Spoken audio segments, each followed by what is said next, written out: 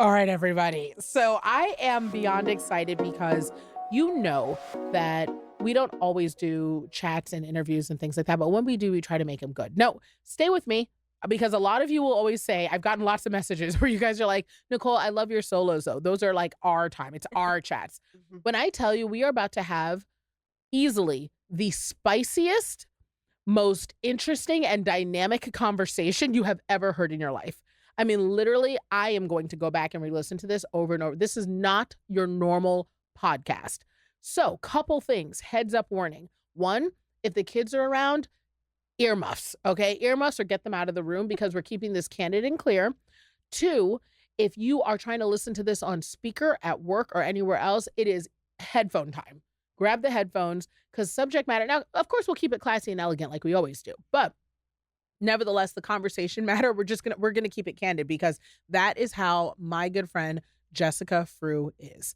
Now, Jess is honest, she's real, she's direct, and she is for lack of better terms, a warrior. I have never met anyone in my life who does not look like what she's been through. She is what a lot of people style as a decision coach, right?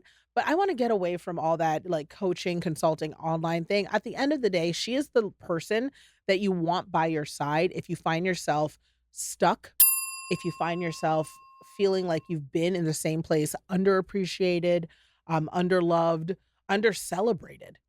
You know, Jess is the person who can help you make your first big move and your definite right move. And she's also like us. She is someone who has gone through family changes. She is someone who has lived through transition, and she's a survivor. And so I'm super excited to welcome my dear friend, Jessica Frew of The Bold Logic, to chat with us today. Jess, I'm so glad you're here. Oh my gosh, I am so excited to be here. And it's so beautiful, Nicole. Whenever I'm with you, I feel so seen. Like, Oh you my know gosh. me. You get me deeply. Oh, and I it's love you. You have so no idea. humbling to hear, You and I are just so appreciate kind. that. Oh, you're so kind. No, you don't understand. I love you because I'm like in awe of you. Like you have no idea. That's part of why, I'm saying that this is going to be one of our best chat. Also, because I just want to be clear. I don't know if you guys can tell. I'm burying the lead a little bit. I'm going to get to it. I promise. I'm long-winded. I love you. But your divorce situation is one that I'm not going to lie. Girl, I think about it all the time. And I'm like, if Jess can survive this, and I know Jess even, meaning I can pick up the phone and call her and be like, girl, like I know I can get through anything I've dealt with. The thing I want to talk about is that I get messages all the time, Jess, and you get them too, because this is like literally your bag, right? Of people saying, hey, I'm in this situation. I think I need to leave. I think my marriage isn't working, or I don't know, like, is this a stay situation? Is this a leave situation? What do I do? I want to have that conversation here because everyone always asks me, Nicole, did you leave your marriage because there was cheating? Did you leave your marriage because there was stealing? Was there abuse? Was there violence? Like, was there a major inciting factor that caused you to leave your marriage? And the categorical answer to that is no, like for me. Yeah. But your situation was a little different. So can you tell us a little bit, one, about where you are now? You're married, a mom and all that, but then let's go back to move forward. It's so spicy. Yeah, so I have currently been married for almost 12 years now, which blows my mind. Second marriage, I have 2 stepkids. One's graduating this year. What is happening? It is so nuts. And then we have 2 girls in our home. So my daughter and my stepdaughter live with us, and they're 17 and 15. How is this even possible? Because we're the same age. We're Isn't not it nuts? aging. How is this even possible? It is crazy. And also so much fun. People always talk about teenagers. And I'm like, I freaking love my teenagers. I love my babies. They're up and down and all over, but also they're just fun. Yeah, they're nuts, but it's kind of cool because you have a new relationship with them that's a little like pseudo adult, where it's not the like, I have to meet you on your baby level. You can actually come do some of the cool stuff I like. For sure. Yeah. Yeah. So within this dynamic, obviously I have an ex that I had my daughter with. You just said that. He is there. Yes. And he is one of my best friends. So Steve is my ex-husband, and he has been a part of my life now for I think like 20 plus years. So like longer than your husband. Oh yeah, for sure. And yeah, and then we also have Matt's ex-wife in this component, and I get all of the different sides of co-parenting and divorce my ex-husband and I are still really good friends. We get along, we do holidays together. And also we have a very different relationship with my husband's ex-wife. So I always preface our story with that because I understand that not everybody's co-parenting can look the way Girl. mine and Steve's does. Girl. It's about figuring out what works for you and Yes. understanding that what is healthiest for the kid can look so different, and for yourself. And what's healthiest for you is healthiest for your kid can look so many different ways. My ex-husband and I were married for 7 years. We got divorced officially a week after our 7-year anniversary. And I had a friend ask me the summer before our anniversary, our 7-year anniversary, if there's a real thing to the 7-year itch. I was like, ask me when we hit 7, like officially hit our 7-year anniversary. And I'm like, hey, we're divorced. No way. It's So, funny you say I that. don't know if there is or not. I mean, look, we got separated there too. Our divorce was finalized after we hit the like 12-year-ish mark, you know, but we were apart for a really long chunk of time. And I mean, but realistically, like I said, it was a slow burn situation for me. I knew after year 1 that I knew before we got married that that we shouldn't be together. And after year 1, I was like, this is not working.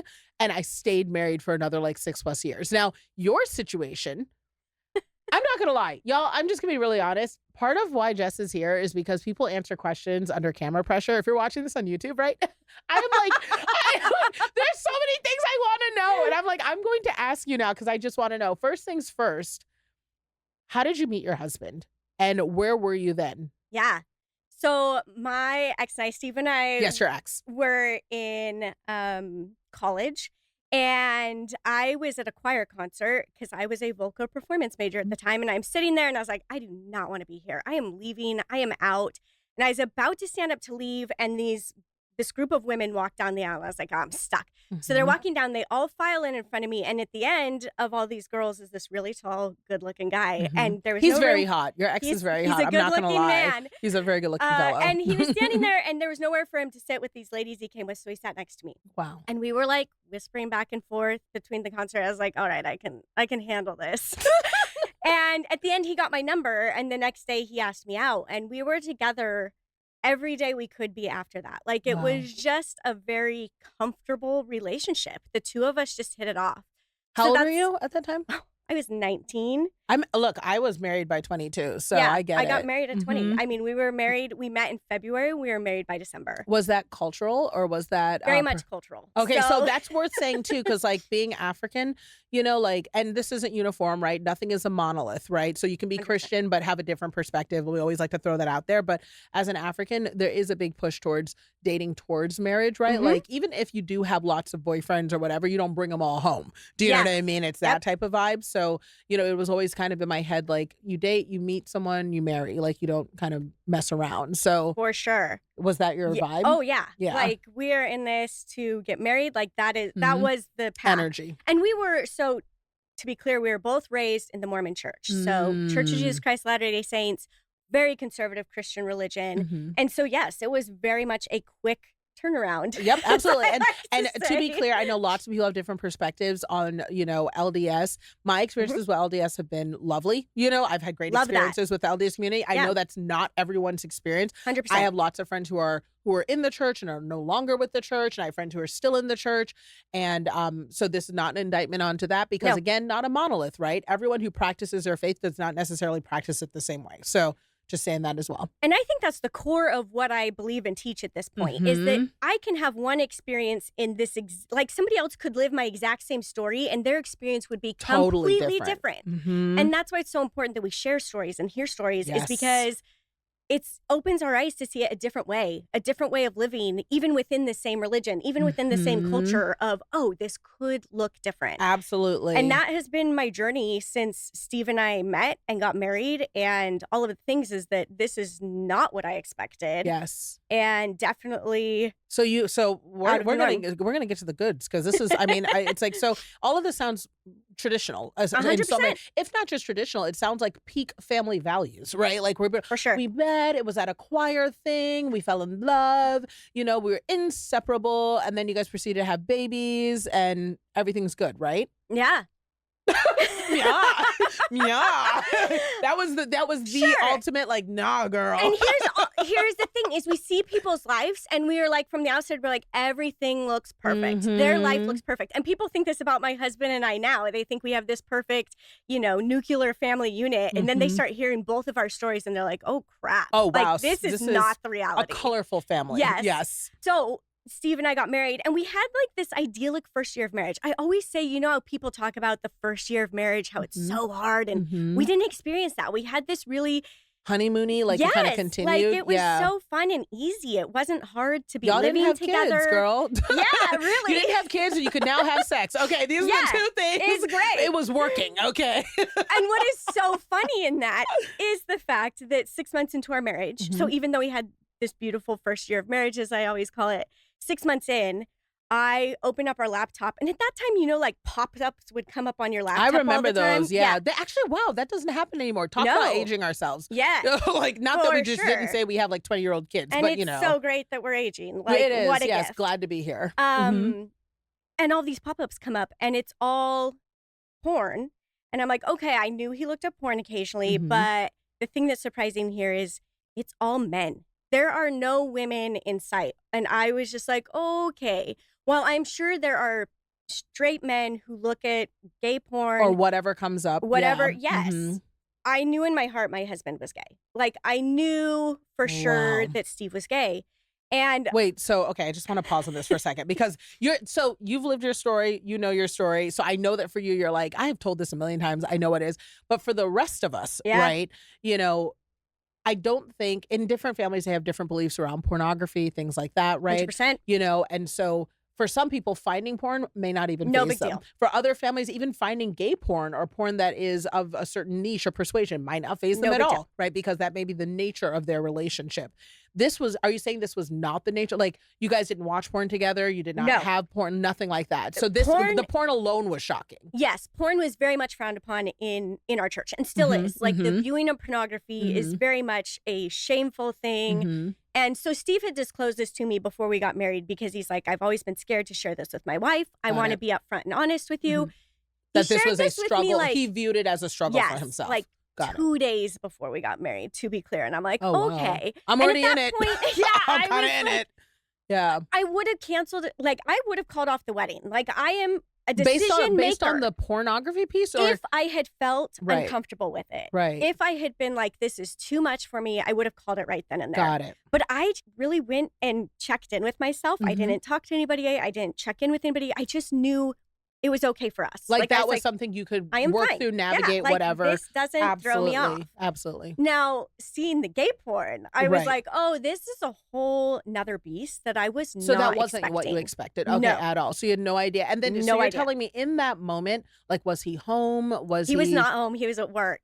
And Oh, so wow. I'm like processing through this. I'm crying.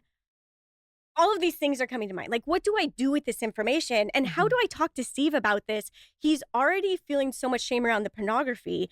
How do I now bring up this thing and have this conversation with him? Okay, so I want to be honest, like real honest about that. So there are a lot of families and I think that this is something that I'm really into married sex, right? Just because, like, when you're married, there is a commitment there that hopefully encourages Yes. additional freedom that you may not have organically just dating, right? Mhm. You should have that, right? Like, you should, if you decide that you're having premarital sex, you should definitely feel as liberated as possible to do it and comfortable within yourself. But when you're married, you definitely should feel Yes. comfortable articulating whatever it is you desire. And it's something I'm really proud of, that, like, with my partner, there's nothing I don't know about with him Love it. sexually. Even if people think, like, oh my gosh, like, this thing or that thing or whatever, like, I know everything about what he likes, what he doesn't like, what he's tried, who he's with, all that. And same applies with me, right? And so I just don't know how I would respond. And I don't know if this is like a woman intuition thing, but when you looked at it and you saw that he was looking at male porn, there was no level of, maybe he just likes looking at gay porn, which I know this may sound naive, but or maybe this is just a preference, or it's like seen or niche or whatever. Was there something else that made you think, oh, my husband is also gay? It was just a gut reaction Mhm. of, this is, I'm pretty sure who my husband is. Like, I'm Sure. pretty sure this Sure. is his truth. Mm-hmm. Whether he is willing to admit that or he can't admit that, I don't Mm-hmm. know. But it was just this inner knowing of there's It was something. confirmation. Yeah, there's something more here. Because I never thought Steve was gay. Like, it was never a thought that had crossed my mind until that moment. And But when you thought it, you knew. then I was like, Wow. okay. And Steve came home from work that evening and he's like, he knew instantly something wasn't okay. We Oof. read each other very well. And he knew what it was. Like, he wasn't Were oblivious. there kids in the picture at the time? No. Okay. We were 6 months in. And yeah, I had fertility issues. That's a whole nother thing. You'll be back. She Okay, didn't there's a lot to talk yeah, about. she didn't come for 5 years. Yes. And so we're having this conversation around, hey, this is what I found on the computer. And I asked him, I said, are you gay? And he was like, no, I'm not gay. He had convinced himself, he was in extreme denial.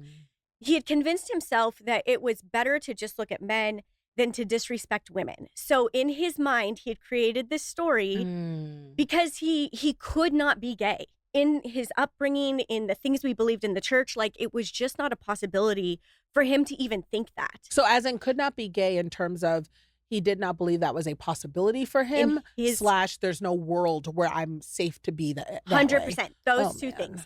things. And he didn't feel safe. Like, that was what it came down to. Is it is not safe for me to come out, for me to be gay, for me to own my truth. There's just no world where that exists. So No we world. need to just dance around We're that. just, yeah. Yeah.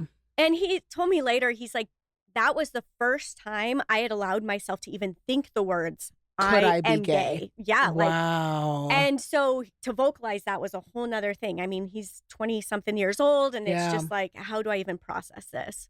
Now within your marriage, were there any other indicative signs? Did you guys have traditional intimacy? Did you guys have any issues when you went other places? Did you feel desired by your partner? Or was it kind of like, this is totally blindsiding? I had no idea. I had no idea. Like, I genuinely had no idea. People be like, can't you tell from his pictures and all this stuff? Like, we have all of this stereotypical. Oh, no. People are like, your voice, the fact that you're It's silly, the fact ridiculous. that you smile a lot, the fact that you're good looking and care for yourself. All these things supposedly mean you're gay. But what's also interesting is statistically, I mean, we can look at our own government and look at some of the, people in various administrations that have families of, 15, have been married for 30 years and, they'll go to a convention for their political party and it'll be the #1 hits for gay websites and, prostitution. Dating apps and things like that. And, Huge and surge in the gay dating apps. Absolutely. Like, actually, that's like an actual statistical thing. Yeah. And so it's one of those things where you're just like, being gay, for one, still means that you are loved by God, desired by God, cared for by God, deserve all the respect and love and freedom and peace in this world and should be protected just as much as anyone else. But 100%. aside from that, it also means that you don't fit a stereotype. Literally, you can't even tell. So what are we doing? What are we doing? Yeah. So for you, relationship-wise, though, he was a good husband is what I'm hearing. He too. was such a good, attentive husband, which actually made it hard getting married again because I'm like, okay, I'm comparing, try not to compare, but there is like this thing in my mind of, but he should show up this way. Like my Matt, my current husband should show up in this way, the same way Steve did. And it takes a lot of unlearning in those things. We're going to call out timeline here. You said you were married for 7 years to this guy. Yeah. But, and you guys are still friends, but you found out that he was gay or engaging in gay activities, 6 months in. Yeah. Girl, what? Yeah. Like the thing about it is, again, just like I respect, like I said, married sex is excellent, whatever. Listen, if people tell me whips and chains, y'all are married, please have at fun. it. Have at it. Do your you. thing. Right? This is why I love you. Do you, right? Do you. But all that being said, there's a certain understanding, at least for me, right? And this is not an indictment or a judgment. I want to be entirely and completely desired by my husband or able to fulfill or participate in whatever desires him. Yes. And there's obviously a natural physiological limitation, right? Yep. If my husband is into gay sex, so what does that mean, for you, like 6 months in? Yeah. It's interesting because the thing that finally broke our relationship was this exact thing, is that there came a point where Steve was no longer interested in me sexually. And that was after he had an affair with a man. So there was an affair. There was an affair. Wow. So 2 years into our marriage, Steve came to terms with the fact he was gay. Like, he could say it to me, yes, I am gay. He was in counseling. The counselor's like, these other things are an issue, but until you acknowledge you are gay, then it's going to continue to be an issue, because that's where our issues stem from, is learning to love and accept ourselves truly as we are. It's the repression. I say it all the time. It's the repression. Yes. Even people who hate on you or are mad or like have commentary about your life. Like, I'll have people be like, I can't believe you're with a white man. I can't whatever. And I'm like, do you feel repressed? Do you feel like you can't date who you want to date? 100%. Because you seem real worried about what I'm doing in my life. You know what I mean? And that's really, I can understand that for him. That's hard. It's 100% projection of our own insecurities, our own beliefs of how life should look, our own, our own, all of those things when people are hating on us. So he came to terms with that. We were honest with each other amongst that. But we stayed married another 5 years after that. I had a child with him after that. Like, this is an odd question to ask, but I'm sure you'll understand. What was the intent? Like, after you're in therapy, and I say this as someone who, listen, at 1 year mark, I knew, and I stayed married another couple years, and I kept on doing therapy, and I was like, we can work through it. So like, I get the whole. For me, it was, I want to feel like I tried everything before I left. Sure. But were you really committed? Like, so many things are good, so let's keep going, Yes. I mean, we were genuinely happy. Like, we had fun together. We loved doing similar things. And it also provided this safe bubble for Steve and I to really discover who we are and get comfortable with ourselves. Steve, to grow up. Yeah. Yes. Yeah. With somebody that loved us, knowing everything. I mean, I was the only person for a long time that knew Steve was gay. I was the only person he felt safe enough to share your best that friend. with. I mean, he was married to his best friend, living with his best friend, Yeah. And I always say, like, because we get asked about the sex all the time, but like, what about the sex? There was a deep emotional connection that I think pulled us through that time, that allowed us to have a really good sex life and enjoy intimacy. those things. And I would, like, you talk with your girlfriends about sex and all the things. And I was like, man, we are having more sex. Way more sex. And more connected That's sex true. than other people, because we knew each other. Right. And so it opened this door of safety. Right. And so there was this aspect that got us through until the affair. Until it didn't. And it was at that moment of like, and even when Steve had the affair, it was like this experience of he wasn't sure if he could leave. He wasn't sure if he wanted to leave. You? Like, how did that go? Penny and I went out of town for a family reunion. And we came home that weekend. And it's one of the most clear memories I have in my head is we were at the airport. Steve came to pick us up, and Penny like runs to Steve and jumps into his arms, because she's almost 2 at this point, and just so cute. And I remember looking at Steve and just like having this sinking feeling of knowing something had drastically shifted. And there was nothing different about him. There was no visible, like nothing really changed, but there was a deep knowing. And I think this is where women, we wait for that proof. Like you're saying, well, what happened? Women are always like, well, what happened? Mine is a clear cut, like, yes, we can see what happened. Right. But so many women, they feel these feelings and they wait to leave because they want proof. They want justification that now it's okay for them to leave. Girls, say it. Now I have the evidence. Now I have the proof.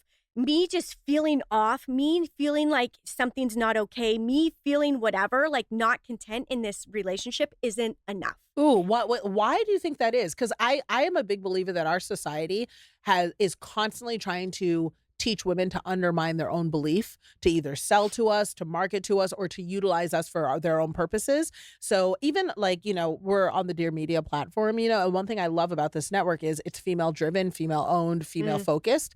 And that means that our voices are the loudest. Yeah. And in the podcast world, with all the podcast bros, you don't catch a lot of that, and the reason why is I think there is that suppression, because the more that we learn to trust ourselves and to believe in ourselves, the louder we are and the quicker we are with our decisions and with certainty. For sure. So you knew, but you also knew and listened to that knowing, which is something I've always respected about you. And because of this, like you're saying, I think women are basically gaslit our whole lives to not trust ourselves. I say it starts, like we are the first person we are taught not to trust by well-meaning adults in our lives who are saying, it doesn't hurt that bad. You shouldn't feel that way. Don't wear that. Like all of these things that were like, oh, I must be wrong. I can't trust my inner knowing. Something is wrong with me. And so I need outside validation that things are okay, or that this is what I'm supposed to do. This is the way I'm supposed to go. So my gut is loud because I have for years not given into that. Like even as a kid, I didn't give into this messaging that I didn't know what was best for me. And gratefully, I had parents that allowed that. And raised in a Christian religion where they encouraged me to still trust myself, where often in Christian religions it can be suppressed. It can be for suppressed. And again, it's not a Various monolith, but reasons. it's the thing. And also recognizing that when you're in that situation where, like, I am similar to you in the context that I could know if things were right, but I would still want to collect evidence. I used to call it going on an approval tour. I'd be going like, is this okay? Is this okay? It's because I wanted to validate later. So just in case someone came back and said, well, why did you make that call? Well, these were my reasons, And it's like, that's just, life isn't cookie cutter like that. No. It isn't. And your reason enough. Yeah. And I am so done and over watching women justify why they do things in their lives. Ooh. Like, I am like, we do not need to justify why we did this or why we took action. I felt like or it, any period. of those things. Yes. This is what I needed. I knew, like, what I needed for me, and I did it. And that's all that matters. Oh, but this story. So evidence. Yeah, we collect evidence. We collect evidence is it to prove to ourselves or to prove to others? Doesn't matter. We don't need it. Yeah. It's enough. So that being said, you see your baby run into his arms. You're saying to yourself, like, instead of that moment where everything's right, you can feel that everything's wrong. Everything is wrong. I know you, right? I actually don't know this part of the story, but I know you. I know you did not sit on this for a month. I know you didn't. I know you didn't, girl. No. How quickly did you address this with him? We had a conversation that night. Yes, you did. Like, I was like, there is no way I am going to sit on this. Like, something is so deeply off. Well, and it was confirmed. If you're looking for evidence or proof, we got home that night. We, had dinner, put Penny to bed. And Steve didn't want to be intimate with me. Like, he did not want to have sex. I was like, this isn't normal for when I get home. Like, if we've been apart, it's just like it is a thing. No, if I don't see my husband for a while, that's what it is. Yep. And I was like, it's not a telltale sign, but because, like, combined with my gut, is like, something is wrong. And I asked him, I said, did something happen this weekend? Are you okay? Like, what's going on here? And he's like, I'm fine, pushed it aside. And that's what women lean into, because we've been told to believe other people of everything's fine, it doesn't matter. Also, maybe that's what we want to believe sometimes. For sure. So I'm like, thank you for giving me. We don't want to deal with the reality. What is it? Confirmation bias, where it's like, I'm looking for the answer I want, so it's like, and we see a lot of that in politics now too, where it's like, and I say politics on both sides, I personally believe on one side more than the other, but on both sides where we're looking for a certain answer, the economy is fine, and the person who tells it to us is what we choose to believe. 100%. Even if we know in our guts that's not true, even if we know in our bank accounts that's not true, even if we know at the grocery store that's not true, we're like, it'll be fine, because that's easier than realizing, girl, your husband's gay and your marriage is about to fall apart. Yeah. Right? So that said, what did you do? Like, I mean, you got the it's okay, right? Yeah. You couldn't run with that. No. And this is the thing is, instead of suppressing this, like, knowledge, I allowed it to be there. I was a mess for a week solid, and beyond that, but for a week solid, I just remember crying myself to sleep at night. Steve would fall asleep and I would just be spiraling, and I would go downstairs and watch Friends until I could, like, calm my mind down enough to fall asleep. Can you watch Friends now? Yes. Oh, that's good. Listen, y'all, everything gets good. okay, right? We can always revisit Ross and Rachel and be fine. That is like a solid question. There are a couple songs that still make me a little bit sick. Yes. Oh, I get it. But a week later, I went searching for the proof. I was like, I know where to find the proof. Steve had left his phone at home, and I don't check his phone. I'm not a phone checker. I'm not a phone checker. I trust my intuition. If something is wrong and Steve wants to be honest with me about it, I will confront him and ask him, but it's up to him whether he's going to tell me or not. I was like, I'm going to check his phone. I know the answers are in here. And I pulled up his email, and there was somebody that I knew who'd been a support person for him before. I was like, it's going to be in this email. And I started reading the first 2 lines. I'm like, I can't do this. This is not who I am. Not me, girl. This I would have is- read that whole thing, screenshotted it, sent it to everybody. I would have had it analyzed Here's in your Chat proof. GPT. I would have called my pastor, called my uncle, called my mama. I would have been like, hey, I was like, this man is gay. Somebody come get him. Okay, me and my kid would have been gone. His stuff would have been on fire. I would have been down the street. You are better than me. More saved than me. But this is what we all think will happen. And it's not what we do. No. Crying in a ball in the corner. Yeah. And also there's still this part of us that wants to protect the other person. And very much when your partner comes out, often that's your feeling is, I don't want to out this person. They're already so afraid to come out. Like, I can't be the person that outs And with them. kids involved. And we too. have a kid involved. Yeah. So I told him that night, we were laying in bed. I'm like, hey, Steve, I need to let you know, I got on your phone today. I got into your email. I opened this email. I didn't read it, but I want you to know. And Steve flips on the light at that point, and he's like, Jessica, you have no reason to apologize for this. He's like, here's the truth. Told me all about the affair, everything that happened, and where he was really at with dealing with all of this. And I'm like, okay. Can I just say, first of all, at the same, you know how normally when you hear about a girlfriend going through an affair, you want to hate the guy, you want to beat him up. You're like, oh, forget that guy. I got to tell you, I love him for this because, and I don't know if it is because he's a gay man or because he's just a loving human, you know, but straight men don't do this, okay? They don't, like, you go to them and you will say, hey, I have all the evidence. I saw you with my own eyes on top of this lady. And they will literally be like, no, you didn't. That's a body pillow that I just got from Costco. They will have a whole story. Like, and when I tell you to come clean completely, like when I was going through my divorce, one of the things that my therapist said was, in order for you to feel safe and trusting your relationship, you need to feel seen, heard, and understood. It doesn't mean that people can't come back from an affair. So for those of you listening, it doesn't mean you can't come back from it. It doesn't mean you can't come back from any form of mistrust. It's just that if you don't feel like the person understood what they did and understands how it hurt you, then you aren't in a position to move forward and seeing change behavior, because you'll always have that, could they do this again? 100%. Amazing on his part. And that's the thing that, like, whoever we are, taking ownership of our actions is what creates trust and healthy relationships. Like, you could have looked at mine and Steve's relationship and been like, this is a complete shit show. Yeah. I don't know if I'm allowed to swear. You can, you listen, I said headphones. If you didn't put headphones on, that's on you. It was a shit show. A complete shit show. But, like, it also felt healthy, like, because we were able to feel seen while navigating this super heavy thing that had just happened to us. And so we tell me about the next day. Yeah. What happens the next day? Exhaustion. Yeah. Like, that is the only way to describe probably the next year of our lives. And this happened in September. We were divorced by December. We stayed together for a hot minute trying to figure this out. Steve's like, I can't leave you. I don't want to leave you. I want to cry. I'm like, no. Cut contact with this man. But then he was like, I can't do this. Like, I don't know what to do. And then he was like, I emailed him, and like things started trickling in. And I'm like, Steve, just go be yourself. Like, we don't need to push this any longer. And so I was the one that finally said, let's get divorced. We need to be done. And were you angry? Oh, there were what were moments you feeling? of anger. I'm not as angry as a lot of people because I owned my decisions in this. I owned that I stayed married to a gay man knowing he was gay. I owned that I had a child with this man knowing he was gay. I made all of those decisions. And so while I can be angry and frustrated, sure, like, you need to feel those and let them out.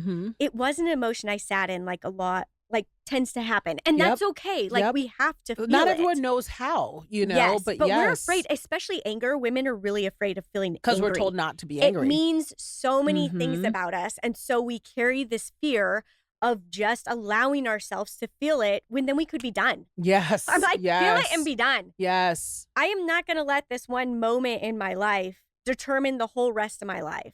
My main fear was, how does this look for my daughter? I know I will be okay. I will work through all this crap. How do I have a divorce that works for our family and supports our daughter and all of these things. Where love is still present, where too. love is present. Because Yeah. I wanted her to know we loved each other. Mhm. That was the reason we had a baby. And that's still what we tell her. She's Yeah. 15, and it's just the conversation. What's well, their we loved each relationship other. like? Her and Steve? Yeah, Penny and Steve, yeah. It's good. I mean, she's a So 15-year-old girl. Of course, and he's still dad, of course. But I mean, like, they're able to, they know she knows the whole story. Oh, yeah. She's all of that. Steve has owned his part on an age-appropriate level the whole time. Like, when she saw him kiss a guy for the first time, when she was like 3, there was an open conversation about sometimes boys love boys, and sometimes girls love girls, and sometimes boys love girls. And, like, the point is that we love people, and we save these moments for people we love, and, you know, age-appropriate level conversations. And prioritizing that she your family, she's your daughter. Yes. You love her, and this doesn't change the fact that she has parents who love and care for her, and that is key. Kids just need to feel wanted and that their parents are interested in them. Yeah. And that's the messaging we've kind of had the whole time. As listen, Wonderful. Penny, you get to be who you want to be. We are going to love and support you through that. We live very different lives. We believe different things. It does not matter. We still show up and love and support each other, and we still show up and love and support you. And so I think it's been this weird thing of releasing what her life should look like. Like, I don't know what her life should look like.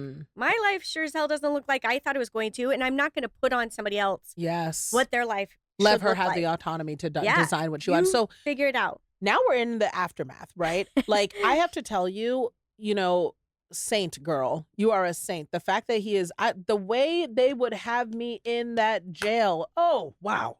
Okay, in Jesus' name, I'd be in jail. Okay, so let's talk about how you freed this man to, I mean, you were such a good friend to him because you managed in this thing that is very much still happening to you to say, what is best for my friend, to show up for him. Yes. So you freed him to go off and live his life completely, but still, you know, be a father, do all these other things. For sure. How did you not feel? I would feel so lonely. How did you feel? What were you doing? What is the next day like after divorce? We lived in Oklahoma at the time, so it was a long drive. I drove back to Idaho. I was like, I don't know people here. We had just moved there. I need to go home.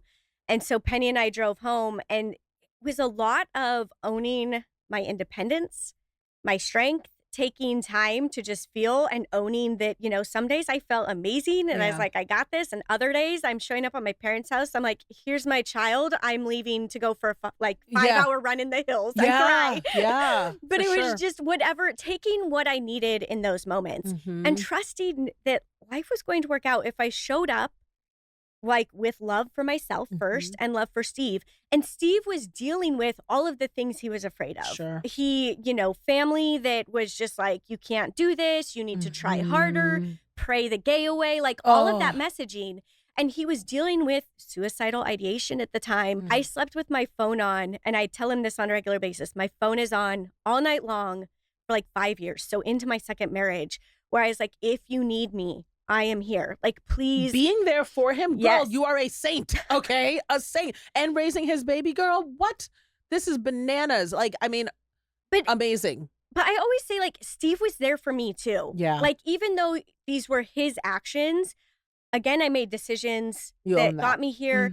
And also, Steve provided as much as he could for Penny and I. He supported this fact that I just moved across the country with his daughter and figuring out how to make that work. Like, he trusted me as well. And we were able to rebuild that trust to have a really healthy co-parenting relationship that works for us and friendship. It helps. You guys are also both like mentally sane, sound, wonderful people, 100%. which helps a lot too. Okay, so now you're in the aftermath, you know, and I think that a lot of people the aftermath is really what keeps a lot of people from making the decision, or at least their perception of what they think the aftermath will be. That's what, let's be fair. I always love saying this to every woman who ever says, what about divorce? I don't know, I'm nervous.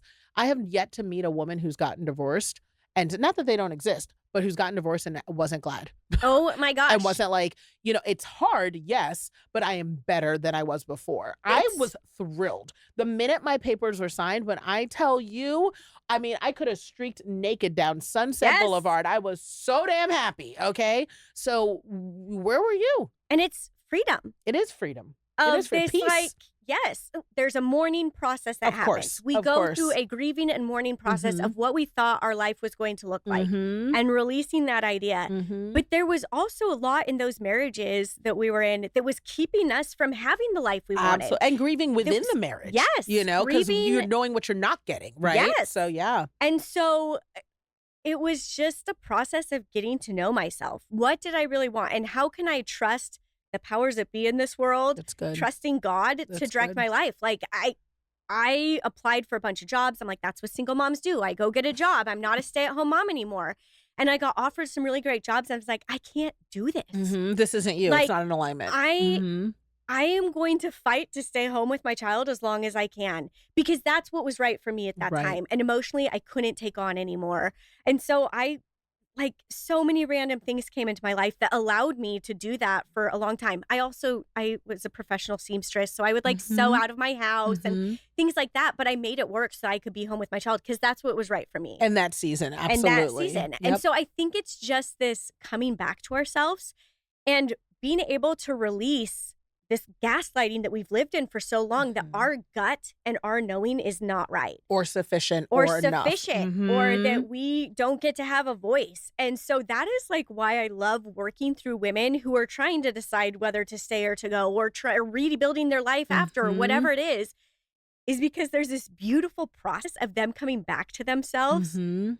And I just can't get enough of that. Well, so I've seen you light up, you know, when you do this. I mean, you're It's one amazing. of the most people always say it's confidence, but it isn't just a confidence, right? Mm-mm. It's work that you've put towards that process that allows you to be confident in what you've decided. Like the confidence Yes. comes later. So for everyone listening, like they've heard your story. We gave them the happy ending up front, right? You've got this amazing, I like to call it, what is it? The Bruce Willis, Demi Moore. We're all together in our pandemic pod, living together, family. It's like bananas, right? Not Yeah. that there isn't conflict and weirdness Oh, and all there's those all sorts of real stuff. life. We're It's human. been a mess, but Yes. it's work. You're making it work because everyone is Yes. focused on what matters most, which is love, ultimately. Yes. So that being said, you now spend your life helping women navigate everything, you know, Everything. with and kind of unlearn using, you know, your Mhm. word around that, unlearn this idea that we don't have the inherent ability to make good choices for ourselves. What is your process without, you know, giving away the goods? Because I know it's different for everyone, right? But like, you know, for the women listening now, they're saying to themselves, I do have stuff that I'm trying to decide. Do I put them in this camp? Do I, you know, sign up for this program for myself? Do Yep. I go back to school? Do I quit the job? Do I stay in this marriage? You know, even though I know what I know. And that Mhm. part is what I mean, is the knowing what I know. Because most of Yep. these women who are asking themselves these questions already know the dang answer. Yes. What do you tell them is a good place to start in understanding the urgency behind making a call? Yeah. I mean, urgency of getting specifically if you're getting divorced or not really comes down to a lot of safety first and foremost. Are you Mm. actually safe physically? Like we start with that. Mm. Are you safe physically? Yes or no? And give yourself like a second. Like what's your knee jerk there? Yeah. If you think yes, and then you're like justify why it's oh no, I'm fine, I'm safe or whatever, then you need to check yourself. Like if Yes. you were like, no, I'm not safe, that was your instant reaction, then you need to be like, oh, that's real. That's telling. That's Believe telling. it. You don't need proof for that. But also now going into, am I emotionally safe? Am I emotionally safe to be myself? Am I emotionally safe to feel my feelings? Or am I always walking on eggshells? Am I covering? Am Ooh. I trying to keep those things like who I truly am small because this other person needs to be big and there's no room for both of us? Like these types of things. And that's where it comes into there doesn't have to be an affair. There doesn't have to be some big thing that happens. If you are feeling like you can't be your full self, then it's something to navigate. Now, urgency wise, I always tell women your timeline is your own. I have a client right now who has a year into her marriage, and I'd say probably 3 months into her marriage, knew she needed to leave. Wow. She has now been married 44 years and still Oh. trying to get that courage to leave. And I'm like, I am of the mindset that if I know I am not wasting my life sitting in the like what ifs on the other side. Like I don't want to live with that what if. I want to lean into what I know needs to happen and start taking action. Mm-hmm. Now, you work with me. I'm not going to have you get divorced in a day. I'm not going to tell and you you're to also quit your a fan job of marriage. in a day. I think it's worth to say that. I love marriage. You love marriage. I'm a Absolutely. huge Well, and you're a advocate. fan of people, I think one of the things I love about, sort of witnessing and seeing how you change people's lives is you are truly about helping them get to the best version of what they want. They want. And that's where people struggle, is for determining what they want. Because that client of 44, who's been married for 44 years has said, I don't want this marriage. Yeah. So it's like, what do we need to learn about ourselves that's saying we're staying in this thing? And what do we need to learn that says that it's okay to go? And I think this is where one of my superpowers come in working with women, is that I don't project my shit onto other people. Yes, that's true. I'm really good at helping you find out what it is you want and need and what your timeline is. Mm-hmm. I'm never going to make you feel bad about that. I am never going to tell you what to do until I hear you say it. Oop. And then when I hear it and you're not hearing it, I will call you on that. My clients have told me, they're like, I was afraid you were going to be like too fun and like, because I am fun. No, and you're like, sweet. That's why and I all of started these off with things. like, please, just because she looks like this, don't think she can't come for you. Okay, like it is a real thing. Yeah, but I will call you on your bullshit. Mm-hmm. The bullshit you are feeding yourself, because Mm-hmm. that is what I'm so tired of, is us leaning into this idea that I'm just going to keep gaslighting myself. Mm-hmm. And I will say, this is what you told me. These are the words I heard you come out of your mouth. What does that feel like to you? Yes. What does that mean to you? Yes. How do you take action on that? Yes. And I love this about you because, people may have a therapist, people may have, that support system, a pastor they're working with, but everybody needs someone to help put it into action. You may have the playbook, but where is your person who's going to coach you on getting into the game to actually make it happen? And that's where you work in tandem, where it's like, hey, you had this revelation in therapy. What are we doing to make this revelation come into our life? And that's where you're amazing. So, we could go on all day. I'm telling you, like, I already know people are gonna be like, bring her back, more, right? And which is amazing. And I'm always hitting you up like, I've got this decision. I need to work this thing out. I know that you just came up with this tool that I'm excited to introduce, not just to the world, but I think everyone needs it, to help people understand that there is a cost behind not making that call. Can you tell us a little bit more about it? And if people, let people know where they can find it, all the things. Yeah. So I have an indecision cost calculator. So this is a 5 to 6 question quiz. Takes you less than a minute to fill out, and you go in and you find out how much money, the dollar amount that your indecision is costing you. Ooh. So if you are sitting on a divorce, and you and I have talked about this before, the longer you sit on that divorce, the more it is going to cost you to get divorced. Yes. The more it is costing you in your work, in your drive, in your whatever it is costing you money daily to stay in a relationship that is not serving you. Whether it is career, friendship, business, marriage, whatever it is, there is a cost. And look, you're talking about just the dollar amount. We're not even calculating mental cost, right? So this is something tangible. So if you want to say to yourself, I'm okay paying $200 extra a day, that's the calculation when I put in my particular numbers, that I will stay in this. Every day that you want, is it worth $200? Is it $1,000 this week? What does it look like? So you have this calculator, and you guys, we have the link in the show notes. You can grab it. I know it's uncomfortable, but you need to know, because it'll let you know also, honestly, do I want to give this another 6 months or do I want to keep this money in my pocket? I had a client at my last event, because I have them take the indecision cost calculator, and she's like, I'm afraid to take it. Yeah. Because she knew that the number was going to be big, and she didn't want to see that number. Is that not a decision right there, though? Yes. Like, right there. I am choosing to stay in that safety of not knowing. And so you can go to theboldlogic.com/indecision and take the quiz. It'll take you, like I said, less than 5 minutes. Yes. But it gives you information. And that's what I am all about, is like, we're going to actually take action to gather information instead of like researching everything on Google or thinking we need all of this information. It's not getting you anywhere. Action is the thing that builds confidence towards the thing that you want. Action is what gets you where you want to go and helps you understand, oh, this is the right path. Oh, this doesn't feel good. I'm going to go back the other direction. I have this clarity now. So I really encourage people, get the dollar amount, because for some reason, that's what speaks to us. Yes. We can sit there and our physical bodies will be shutting down. Our relationships will be crap, whatever. We will be suffering in all of these ways. But until we see the dollar amount, we won't take action. And I just think it's ridiculous. But go take it and see. And then you will also be reminded of, oh, this is costing me connection to my kids. Because we often say we're staying in a marriage for kids, and don't even get me started on that. Listen. It's bull crap. And we will say all these things that we're staying for. And I'm like, no, this is harming all of those things because you can't be fully present with what it is you want and need and deserve and what it is you were called to do in this world until you deal with your relationship, until you deal with your job, until you deal with your health. Like all of these things, whatever it is you're sitting on, it's costing you. It's costing you in all areas of your life, but it's also costing you money. And we really costing ourselves money. Listen, y'all.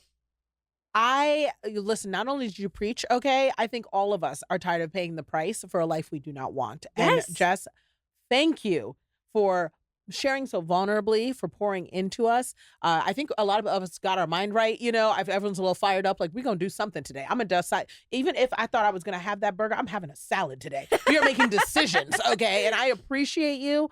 Thank you so much. Please come back. Please come back and keep getting into our case and sharing all your details about deciding, because if we can become better deciders, we can have better lives. Hell yes. Amen. Love it. Thanks for having me, Nicole. Oh, thanks for being here.